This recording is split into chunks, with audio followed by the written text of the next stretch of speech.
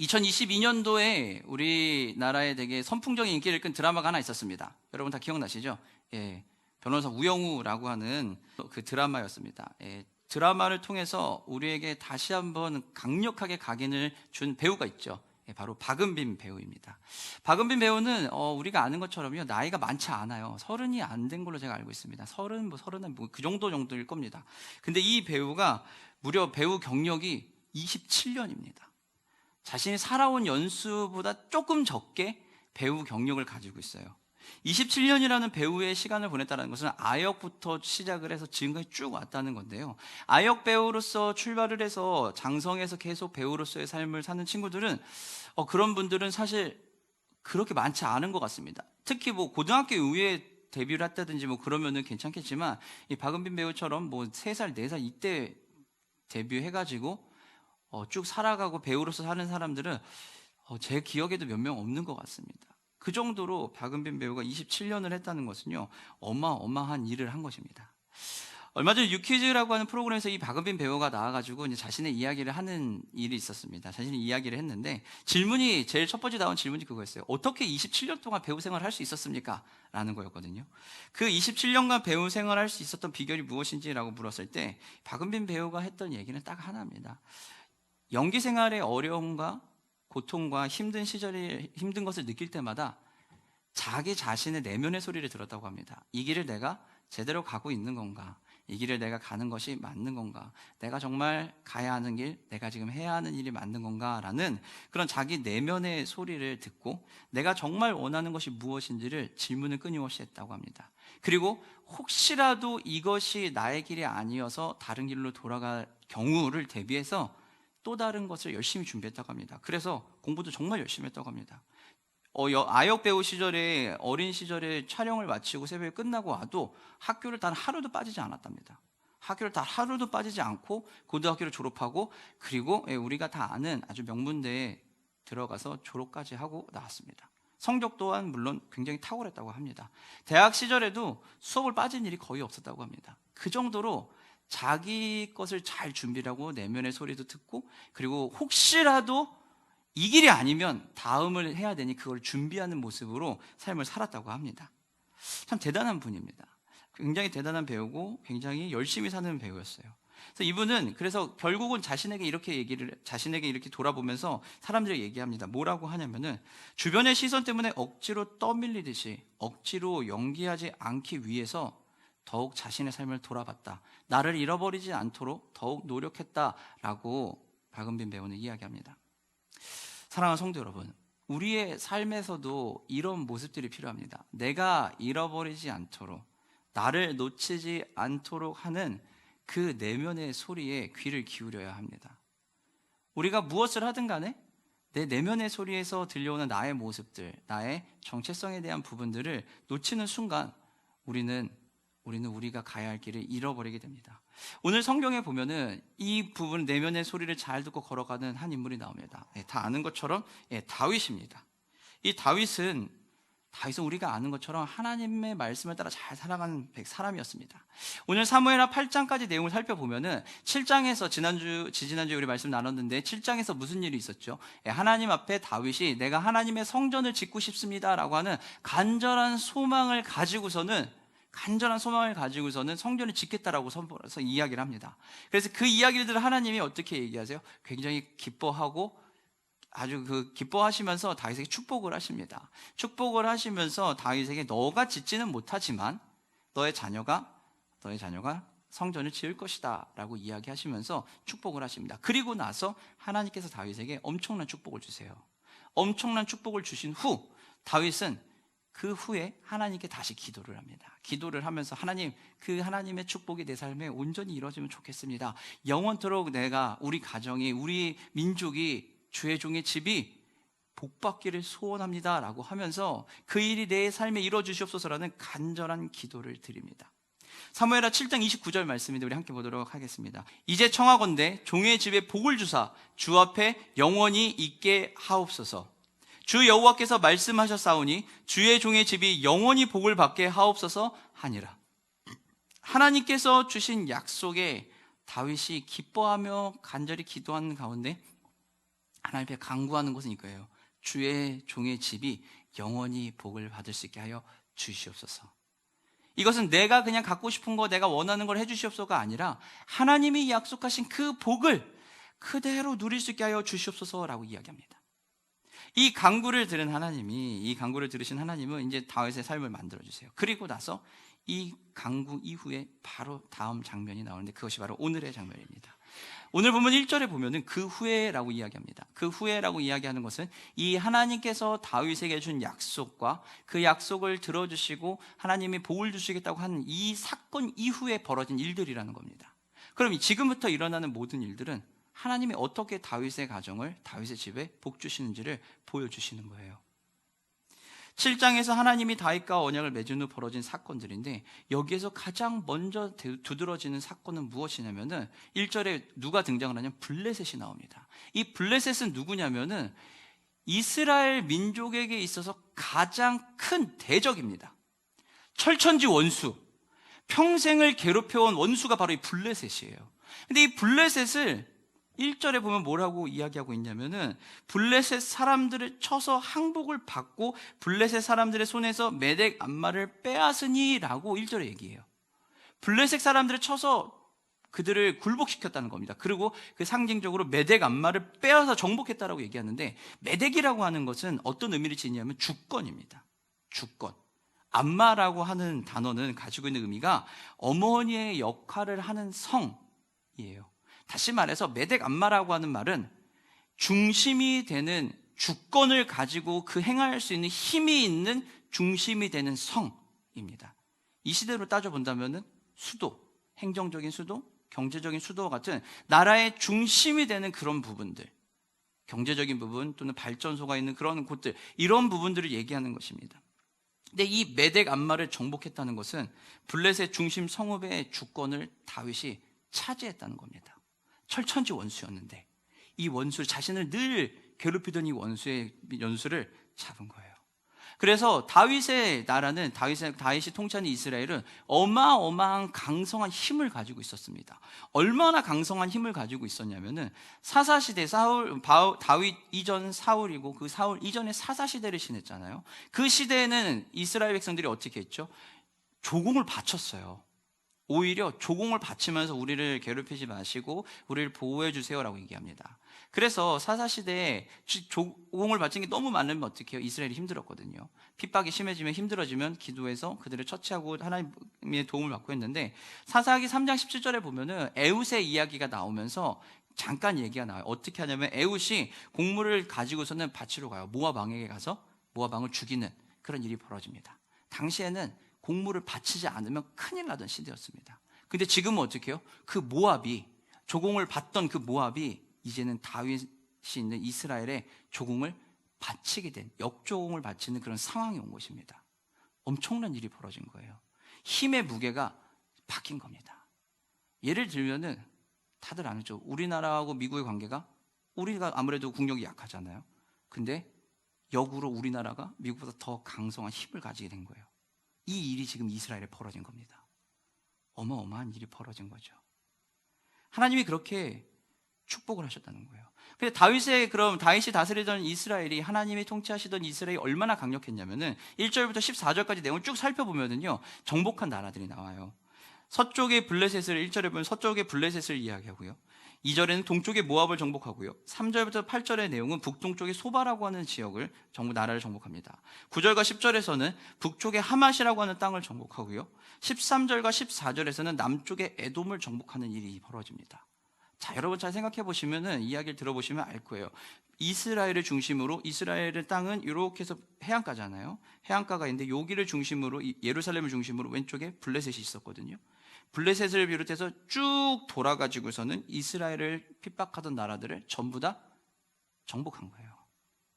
작은 이스라엘, 그 주변을 둘러싸고 있던 수없이 많은 대적들, 이들을 전부 다 물리친 겁니다.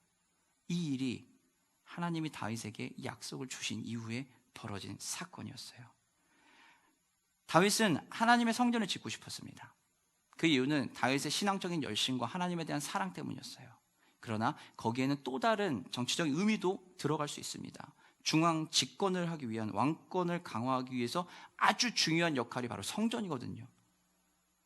다윗은 어쩌면 성경에 기록은 되어 있지 않기 때문에 추정해 보건대 신앙적인 열심과 함께 자신의 상황을 놓고 봤을 때 성전을 짓는 것이 굉장히 유리하다라는 판단을 했을지도 모르겠습니다.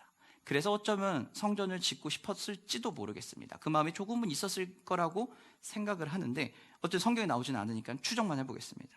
그래서 다윗은 하나님 앞에서 왕권을 강화하고자 하는 마음과 함께 하나님의 성전을 지으려고 했는데 하나님은 그걸 거절하신 거예요.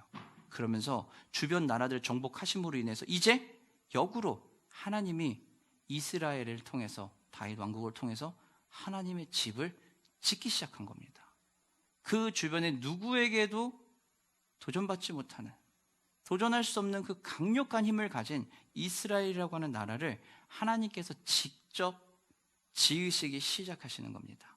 다윗을 축복하신 하나님은 직접 이스라엘 축복함으로 하나님의 집을 직접 건축하기 시작하시는 겁니다. 직접 건축하시면서 다윗이 생각한 것보다 훨씬 더 강력한 힘을 부여하시고 훨씬 더 대단한 축복을 부어주신다라는 거예요. 그것을 알려주는 말이 어디 있죠? 6절과 14절의 마지막에 어떻게 끝나요? 6절과 14절에 보면 이렇게 끝이 납니다. 뭐라고요? 다윗이 어디로 가든지 여호와께서 이기게 하시니라. 하나님께서는 다윗이 성공하고 승리한 그 장면마다 한 번씩 이야기하십니다. 다윗이 어디로 가든지 이기게 하시니라. 즉 다윗의 승리는 하나님께서 그 길을 만드시고 그 길을 걸어가게 하셨다라는 겁니다. 다윗은 굉장히 강력한 힘을 가지고 있었습니다. 그것은 무시할 수가 없었습니다. 코로나가 터진 2020년 3월부터 보면은 우리 전 세계적인 경제가 굉장히 이제 어려워진 상황이었습니다. 세계적인 경제가 어려워지면서 다들 힘들게 있었고, 그래서 그것을 극복하기 위해서 세계적으로 전부 이제 자금을, 재정을 풀었습니다. 그래서 시중에는 돈이 넘쳐나기 시작했죠. 그래서 그 돈이 어디로 몰렸죠? 갑자기 금융시장과 투자라고 하는 열풍으로 막 몰려들기 시작했습니다. 그래서 코로나로 인해서 무너져 내리는 것 같던 그 금융시장이 갑자기 코로나 특수로 인해서 막 상승을 하는 일이 벌어졌어요. 그때 수없이 많은 사람들이 투자라고 하는 새로운 열풍에 발을 담그고 타기 시작했어요. 그래서 2020년도에 보게 되면 다들 어땠어요? 투자만 하면 다 성공하는 그런 시절이었습니다. 흔히 얘기하는 대세 상승장을 타고 가고 있었죠. 그래서 사람들이 모두가 이렇게만 하면 나 일 안 해도 되겠다. 나 일찍 은퇴할 수 있겠다. 이런 생각을 가지고서는 자신들이 가지고 있던 것들을 다 끌어모아가지고 막 했습니다. 그때 이제 등장한 단어가 있죠. 어떤 사람들이 나타나냐면은 파이어족이 나타나죠. 파이어족은 일찍 조기에 은퇴하는 그 사람들을 파이어족이라고 해요. 긴축하고 열심히 모아가지고 5년이고 10년이고 바싹 일을 해서 은퇴를 일찍 해버리는 겁니다. 이런 사람들이 등장을 하고 그런 사람들의 모습이 나타납니다. 주식을 했다, 코인을 했다 이러면서 갑자기 어마어마한 돈을 얻어가지고서는 은퇴하는 사람들이 나타나기 시작해요. 그 대세 상승장에서 누구나 투자를 하면 성공할 것 같은 그런 시간을 보내죠. 이와 함께 또 등장한 사람들이 있었죠.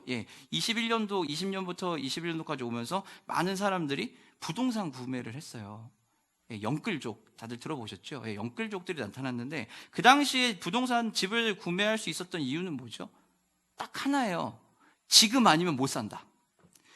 영끌해서라도 끌고 와서라도 집을 사야 한다. 그러지 않으면 내 평생에 집을 살 수 없다라는 위기감과 두려움과 그리고 지금 하면은 성공할 수 있어라고 하는 우리나라 정서에 깔려있는 뭐가 있죠? 부동산 불패라고 하는 이 요상한 정서와 함께 다 물려가지고서는 사람들이 다 같이 지금 막 뛰어들었던 거예요.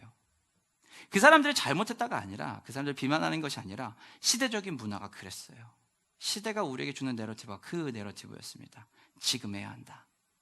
그런데 지금 시간을 돌이켜보면 지금 상황은 어떻죠? 많이 힘든 시기가 왔다라는 겁니다. 시대가 주는 메시지는요, 지금 해야 한다, 그리고 안 하면 안 된다, 그리고 지금 해서 하는 것이 네가 잘하고 있는 거야 라는 메시지들을 많이 줬어요. 처음에는 모두가 자신들이 잘하고 있다, 운이 좋다라고 생각을 해요. 나는 운이 되게 좋은가 봐 이러다가 어느 정도 계속해서 수익이 내고 상승을 하고 잘하는 모습이 보이면 어떻게 될까요? 이제부터 착각을 하기 시작합니다. 이게 내 실력인 줄 알아요. 대단한 실력을 가진 줄 알고서는 점점점 이제 오류에 빠지기 시작합니다. 잘하고 있다고 느껴질 때 조금의 균열이 오면 우리는 뭐 할까요? 이것이 잘못된 게 아니라는 것을, 내가 실수한 게 아니라는 것을 증명하고 싶어집니다. 자기 증명의 욕구가 오기 시작합니다. 내가 잘하고 있는데 내가 지금 실수하고 있는 거야. 이건 내가 틀린 방법이 아니라 상황이 안 좋은 거야. 나는 맞는 거야. 라고 하면서 계속해서 자기를 증명하고 싶어 해요. 내가 잘하고 있다고 생각할 때 방법이 틀리지 않다고 이야기하고 싶으면 증명을 하고, 그러면서 계속 걸어갑니다. 그러면서 내가 누려왔던 것들이 당연히 내가 원래부터 가지고 있었던 것처럼 생각하게 돼요. 사람은 누구나 다 그렇게 생각할 수 있습니다. 내 삶이 잘 돼가고 있을 때 당연히 내가 잘하고 있는 것 같죠. 내 힘으로 잘하고 있는 것 같아요. 내가 노력했으니까요. 여기에서 우리는 착각이 오는 겁니다. 다윗은 어땠을까요? 다윗의 모습을 놓고 우리의 모습을 비교해 보면은 다윗은 우리보다도 훨씬 더 잘 되고 있었거든요. 월등하게 잘 되고 있었어요. 약소국인 이스라엘이 주변의 모든 나라를 정복했다니까요. 약소국인 이스라엘이 모든 나라를 정복한 거예요. 그러면서 어떻게 해요? 그 주변에 있는 모든 나라부터 조공을 받으면서 강력한 왕권을 구축해서 나아가고 있는 거예요. 우리 교회를 보면요, 우리 교회처럼, 우리 교회의 작은 규모, 우리 조금 지금 이렇게 힘을 모으고 있는 우리가 이 동탄 지역에 있는 모든 교회를 통틀어서 가장 강력한 힘을 가진 교회로 바뀐 거예요.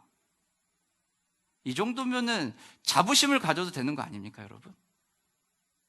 만약에 우리 교회가 동탄 지역을 넘어서서 화성 지역 전체에서 가장 강력한 힘을 가진 교회가 된다면, 여러분 봤을 때 저는 좀 자부심을 가져도 되는 거 아닐까요? 그 정도가 되면은.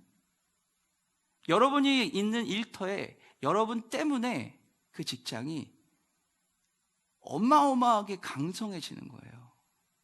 그럼 여러분 자부심을 갖지 않을까요? 자부심을 가질 수 있어요. 그때 그 자부심 속에 있다가 약간의 균열이 오면은 그때부터 우리는 고민해요. 증명하고 싶어지거든요. 다윗이 가진 것이 바로 이 부분이에요. 그런데 다윗은 어떻게 해요? 6절과 14절에 하나님께서 뭐라고 이야기하시죠? 다윗이 가는 곳마다 하나님이 이기게 하셨다는 겁니다. 우리는 착각할 수 있습니다. 착각한다고 해서 다윗의 힘이 약한 건 절대 아니에요. 다윗은 굉장히 강력한 힘을 지니고 있고 능력이 탁월했던 사람입니다. 그걸 무시하는 게 아닙니다. 하지만 더 중요한 것은 다윗이 스스로 강하고 이스라엘이 스스로 강한 게 아니라, 이스라엘이 강해진 게 아니라 이스라엘을 강하게 하신 하나님 편에 다윗은 그 하나님의 종이 된 거예요. 이기는 사람 편에 줄을 쓴 거예요, 다윗은. 지는 사람의 줄에 쓴 게 아니라 강력하게 이길 수 있는 바로 그 하나님 편에 줄을 서고 그 자리에서 하나님의 통치 방법대로 가기 시작한 겁니다. 그때 다윗은 승승장구하며 걸어갈 수 있었던 겁니다. 다윗은 이것을 어떻게 이 길에 걸어갈 수 있었을까요? 자신에게 유혹이 오지 않았을까요? 충분히 유혹이 올 수 있지 않았을까요? 그러나 다윗이 그것을 극복할 수 있었던 이유는 다른 게 아니에요. 바로 하나님의 방법대로 통치하는 거였습니다. 왕에게 가장 중요한 역할은 무엇일까요? 왕에게 가장 중요한 역할은 다른 게 아니라요. 전쟁을 수행해서 승리를 하는 것과, 당시에는 정복 전쟁을 하던 시절이니까요. 전쟁을 해서 승리하는 것과, 그리고 신권 통치를 하던 시대이기 때문에 종교를 육성하는 부분도 중요했습니다. 그리고 사회 질서를 유지를 해야 되고 경제적인 부흥을 일으켜야 되는 이 모든 것을 감당해야 되는 사람이 바로 왕이에요. 이 일을 하는 게 왕이에요. 그래서 이 일을 잘하기 위해서 다윗은 이 일을 잘해왔고요. 그래서 이것을 잘하기 위해서 다윗은 하나님 나라의 방식인 통치 방식을 따라요. 그것이 바로 정의와 공의입니다. 정의와 공의라고 하는 단어는 당시 쓰던 언어인 히브리어에 보면은 정의는 미시파트라고 하는 단어를 쓰고요, 공의는 째다까라고 하는 단어를 씁니다. 둘 다 의를 행한다라는 의미예요. 의를 행하는 건데, 이 의를 행한다라는 것은 행위적인 부분을 강조하는 겁니다. 하나님의 은혜 안에 있다면 그 은혜를 행하는 부분, 그것이 바로 의를 행한다라는 겁니다. 그렇기 때문에 이 의를 행한다는 것은 관계적인 개념입니다. 내가 어떠한 행동을 했을 때 나로 인해 영향을 받는 사람들, 내가 또 영향을 받는 그 일들, 이런 모든 관계적인 부분에서 의를 행한다라는 걸 해석을 해야 돼요. 그렇기 때문에 이 관계적인 상황 개념 안에서 가장 먼저 우리가 바라봐야 되는 것은 당연히 나와 하나님과의 관계예요. 다윗은 다윗과 하나님과의 그 관계 안에서 이스라엘을 다스리기 시작하세요. 이스라엘을 다스리면서 그 관계 안에서 바르게 다스리고 가고 있다는 겁니다. 의라는 것은 행위를 강조한다 그랬잖아요. 그래서 다윗은 이 의를 행하면서 인간을 공평하게 대합니다. 의를 행한다는 건 다른 게 아니에요. 사회적인 지위, 인종 또는 부의 능력, 지위 상관없이 전부 옳고 그르게 판단을 하는 겁니다.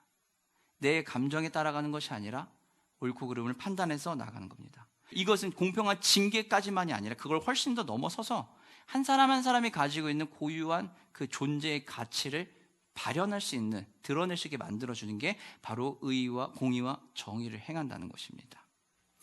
사회적인 관계 안에서 결정되는 이 의미, 올바른 관계 안에서 모두가 행복한 삶, 평안한 삶, 기쁨의 삶을 살아갈 수 있다는 것을 보여주는 것이 바로 이 공의와 정의로 다스린다는 겁니다. 알랭 보티어는 이렇게 이야기합니다. 의롭다라고 하는 것은 하나님과 올바른 관계를 맺고 있는 까닭에 삶에서 맞닥뜨리게 되는 모든 관계를 바로잡는 일에 자연스럽게 헌신한다 라고 말하고 있습니다. 제가 한 번 더 읽어드릴게요. 하나님과 올바른 관계를 맺고 있기 때문에 삶에서 맞닥뜨리게 되는 모든 관계를 바로잡는 일에 우리는 자연스럽게 헌신할 수 있습니다 라고 이야기하고 있는 겁니다. 내가 하나님과 관계가 있으니까요. 미시파트와 째다가로 살아간다는 것은 이런 거예요. 하나님이 허락하신 복을 내 삶에서 마음껏 쓰는 거예요. 그냥 막 쓰는 겁니다. 부당거래라고 하는 영화에서 이런 대사가 나오잖아요. 호의가 계속되면 권리인 줄 알아 라고 하면서 비난을 합니다. 주면 안 된다는 거죠. 근데 미시파트와 째다가의 삶은 그 삶이에요. 지속된 하나님의 호의가 우리에게는 권리처럼 누리고 사는 겁니다. 왜냐하면 하나님이 복을 주시겠다고 약속했으니까요. 신명기 15장 4절 5절입니다. 우리 함께 읽어보도록 하겠습니다. 내가 만일 하나님 여호와의 말씀만 듣고 내가 오늘 내게 내리는 그 명령을 다 지켜 행하면 내 하나님 여호와께서 내게 기업으로 주신 땅에서 내가 반드시 복을 받으리니 너희 중에 가난한 자가 없으리라. 너희 중에 가난한 자가 없으리라. 복을 다 받을 것이고 가난한 자가 없고 누구나 다 행복한 삶을 살아갈 수 있는 시절이라는 겁니다. 하나님은 다윗을 통해서 하나님 나라의 삶이 어떤 건지 보여주셨어요. 그리고 그 완벽한 삶을 살아가는 방법은 하나님의 정의와 공의를 베푸는 것, 그대로 사는 것이라고 이야기하고 있습니다. 그런데 문제는 우리는 그 삶을 온전히 살아가지 못한다는 겁니다. 그리고 그것을 우리의 힘으로 살아가려고 하면 어렵다는 거예요. 왜냐하면 내가 하고 싶은 대로 하고 싶으니까요. 그리고 내가 그것을 누리지 못하면 안 돼요. 그래서 하나님께서 다윗을 통해서 보여주신 거예요. 다윗을 통해서 하나님이 통치하시는 나라가 이런 곳이야 라는 것을 분명하게 보여주시고 공의로 다스리고 정의로 통치하는 것이 어떤 곳인지 보여주십니다. 그리고 그 자리로 우리를 부르시는 거예요. 다윗보다 더 완벽한, 더 확실한 왕이신 우리 예수님이 우리의 삶의 자리에서 우리를 부르셔서 우리를 공의와 정의로 미시파트와 째다가로 다스리시고 보호하신다는 겁니다. 하나님은 우리에게 그 미시파트와 째다가로 무조건 다 끌고 가라고 얘기하신 게 아니에요. 가장 먼저 우리를 하나님의 미시파트와 째다가로 돌봐주시고 살펴주시는 겁니다. 우리에게 그것을 살아갈 수 있는 삶을 누릴 수 있도록 하나님 먼저 오신 거예요. 그래서 예수님이 십자가 안에서 십자가 위에서 그것들을 다 감당하신 거예요. 가장 먼저 하나님이신 예수님이 십자가에서 미시파트와 째다가로 하나님과의 관계 안에서 사는 것을 보여주시고 증명한 후 우리의 삶에 오셔서 미시파트와 째다가를 우리를 돌보시는 거예요.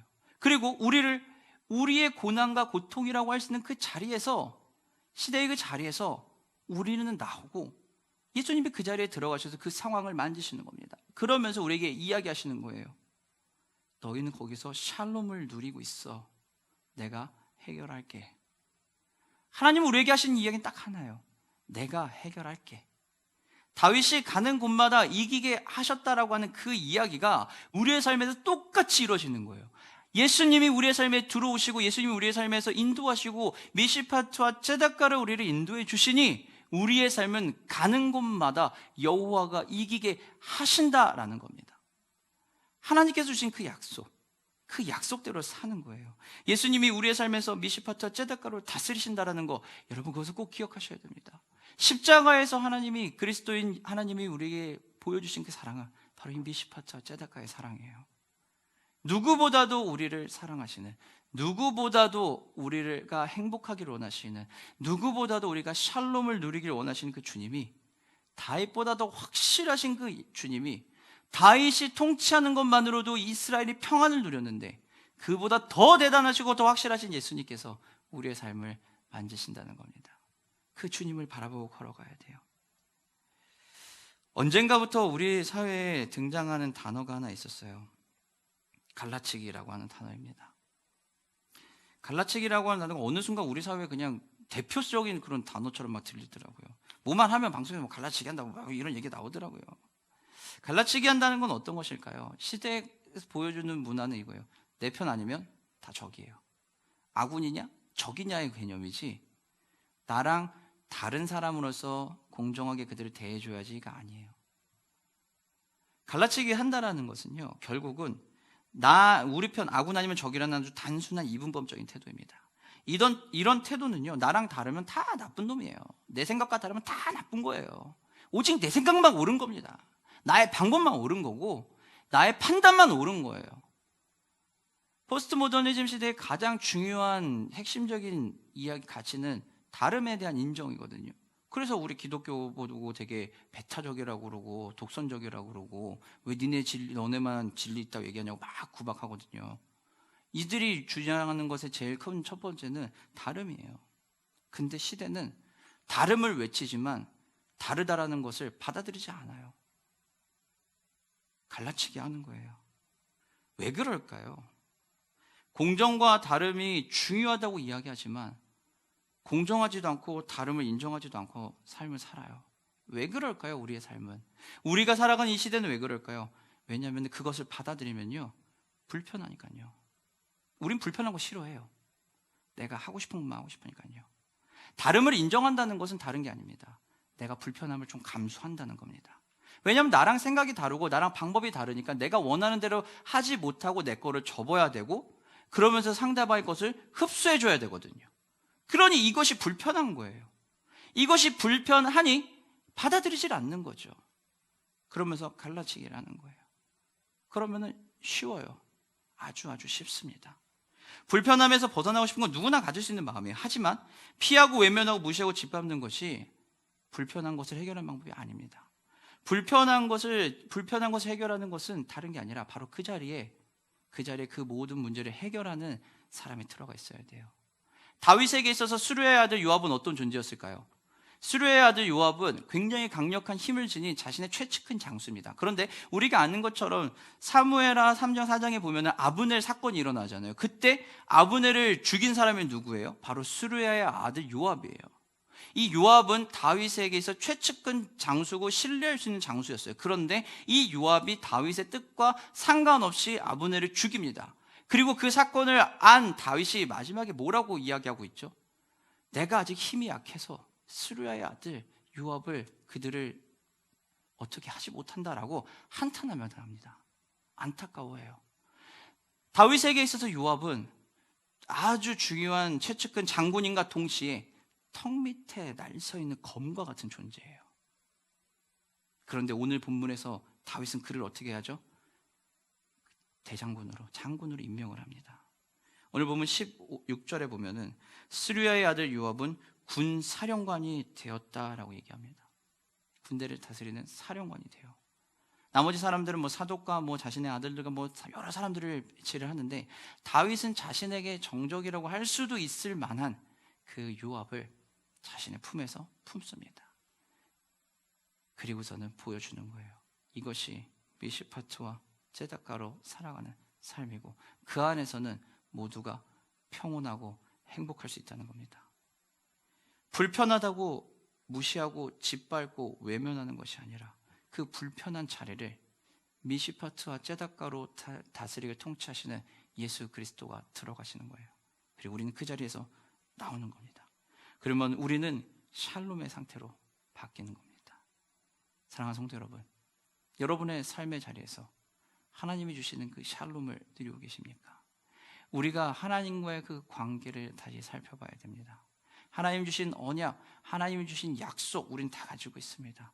붙들고 걸어가는데 우리가 여기서 질문해야 되는 것은, 나는 이 언약 안에서 하나님과 어떤 관계를 맺고 어떠한 관계 속에 살아가는지, 나는 그리스도 안에 미시파트와 째다가의 통치하심과 돌보심을 누리며 살아가고 있는지, 내가 왜 그것을 못 누리고 있는지 우리는 우리의 내면의 소리를 귀 기울여야 돼요. 말씀 마치도록 하겠습니다. 하나님께서는 여러분의 삶을 인도하십니다.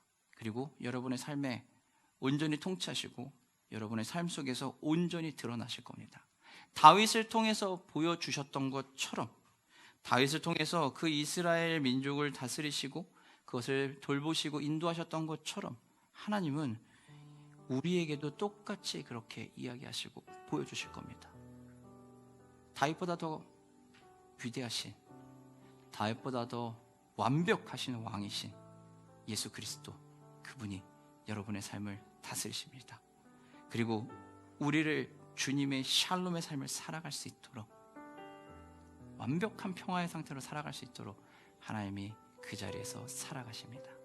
여러분, 그 예수님을 바라보며 그 그리스도의 보호하심과 안전함 안에 살아간 여러분 되시기를 주님의 이름으로 축원합니다.